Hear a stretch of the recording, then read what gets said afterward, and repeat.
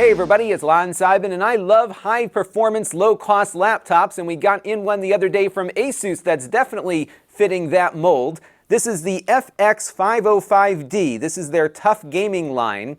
This starts at around $650, and in its base configuration, it actually is pretty well equipped. It's got a 1650 GPU from Nvidia, a GTX 1650. You've got a 15-inch 1080p 120Hz display. You've got an RGB keyboard, and to hit the price point, they went with a Ryzen 5 processor versus an Intel chip, and I have to say, it's a very impressive performer for a low price. Now, the one we're looking at today is similar to the base configuration, although the processor is a little bit beefier. This has got a Ryzen 7 versus the Ryzen 5, but I think a lot of what you're going to see here will be relevant to the base model, and we're going to take a closer look at this in just a second, but I do want to let you know, in the interest of full disclosure, that this is on loan from Asus, and we're done with this. It goes back to them. All the opinions you're about to hear are my own. Nobody is paying for this review, nor has anyone reviewed or approved what you're about to see before it was uploaded. So let's get into it now and see what this laptop is all about. So let's take a closer look now at the hardware. Like the base model, this one has the GTX 1650 GPU built in. That's got 4 gigabytes of video RAM. It has 8 gigabytes of system RAM, the same amount you'll get on the base model. And the RAM is configured in single channel configuration in that there's only one RAM module installed, but you can add more RAM to it. There are 2 slots available, so that'll put you into dual channel mode. I didn't see much of a difference in benchmarks between single and dual channel, partly because this has a GPU on board, but you might see some instances where adding that second stick will give you a little bit more of a boost. This one has a 500 gigabyte NVMe SSD installed. The base model has 256 gigabytes, but you can upgrade that hard drive if you want. So you could buy the smaller one now and get a larger one later. And there's also room for a SATA drive inside as well, so you can easily add more RAM and storage to this, which is very nice. And you can also get a look at the pretty robust cooling system that's in there. The display is very nice. As I mentioned, 120 Hz. It's IPS. It's adequately bright. It's not too dim. Nice and sharp and clear. Very nice for a low-end display, so I was very pleased with that. You likely won't find many games that will hit 120 frames per second, but it'll definitely feel zippier when you're moving around windows and just working with the computer, given that you have a much faster refresh rate. This is not a G-Sync display, though, so you won't get some of the benefits you might get out of a more expensive gaming laptop with one of those displays. Now, the weight on this one is 4.85 pounds or 2.2 kilograms. It is made out of plastic, but it is pretty rugged for a plastic laptop, so overall I think it'll hold up quite nicely. That's why they call it the TUF, I guess. We have a number of ports here worth mentioning. So you've got your power port here. It uses a 150-watt power supply, which is right down here. That's what it looks like.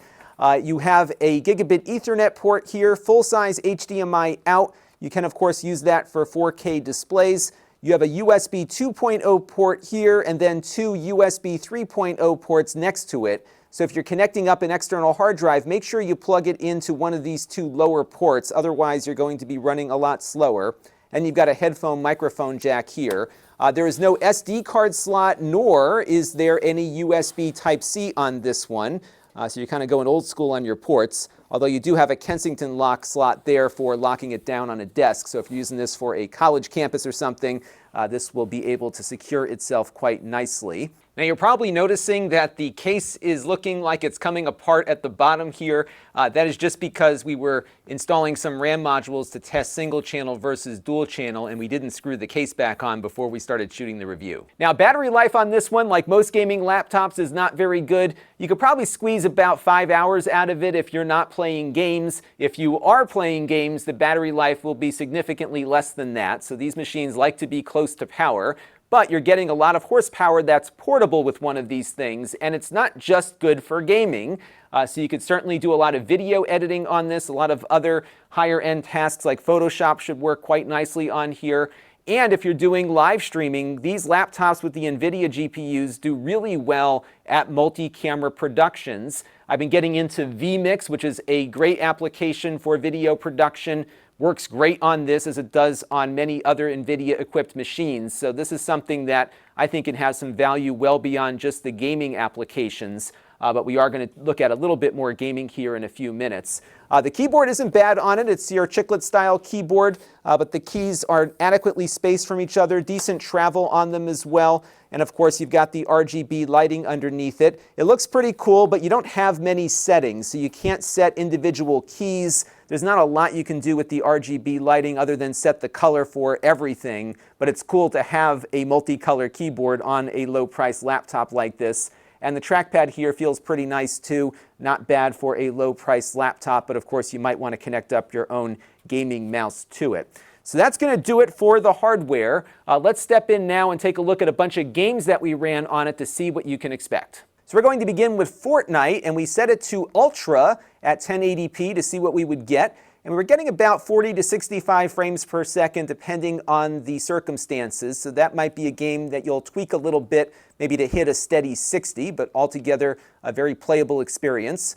Rocket League, which always does well on these GPU-equipped laptops, did very well here. In fact, you could probably take advantage of that 120 Hertz display even at the highest settings at 1080p, as you can see here. Really good experience.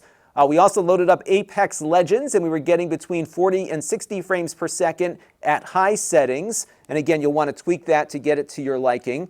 GTA 5, at the highest settings, we were getting about 30 to 40 frames per second using the DirectX 11 mode. DirectX 10 actually did a little better, between 40 and 50 frames per second. Again, though, you can adjust things and get it to a more steady 60. Witcher 3, which sometimes really challenges our computers here, the low-end ones, did very nicely here. Ultra settings between 55 and 65 frames per second, so that ran quite nicely.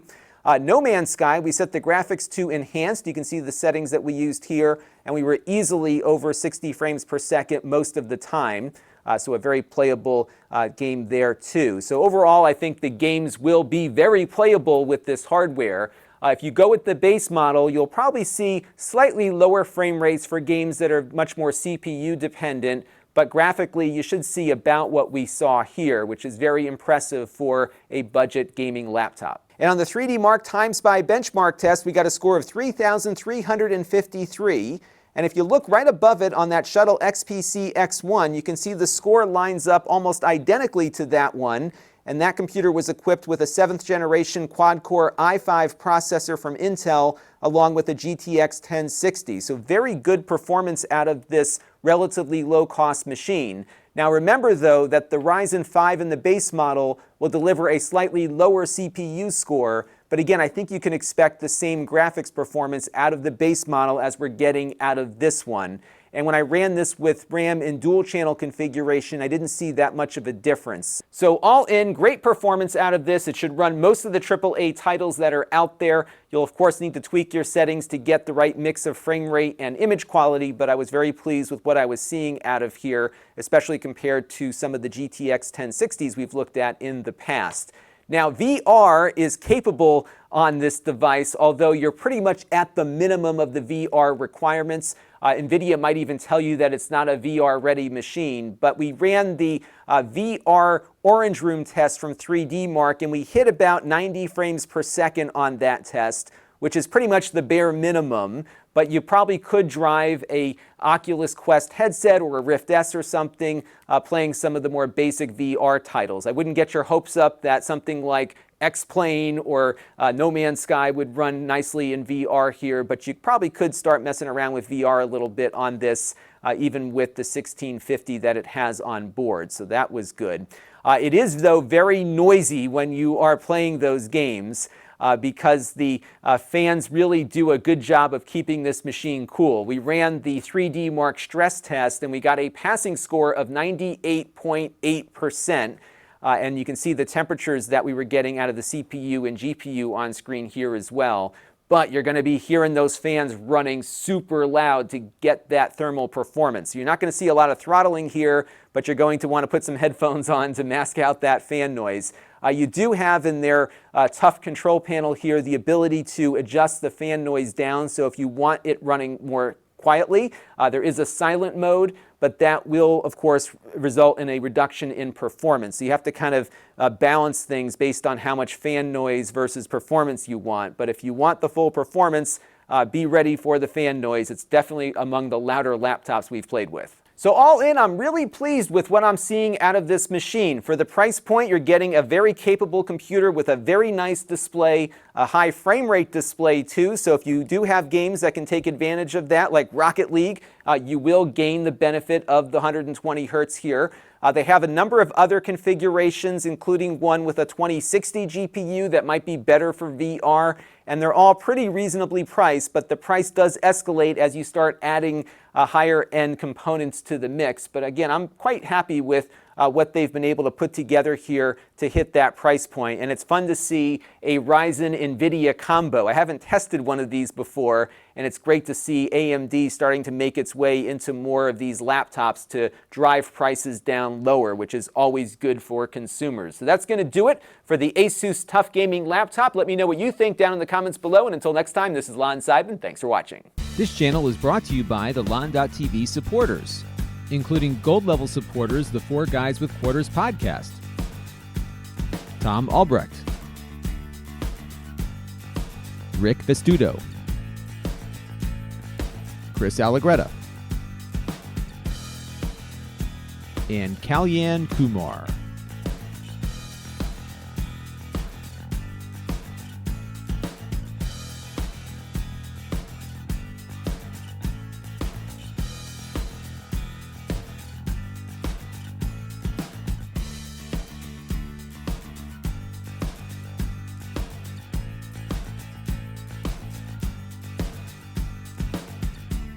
If you want to help the channel, you can by contributing as little as $1 a month.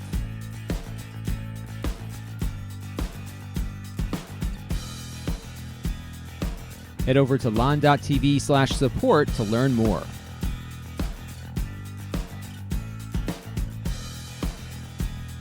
And don't forget to subscribe. Visit lon.tv/s.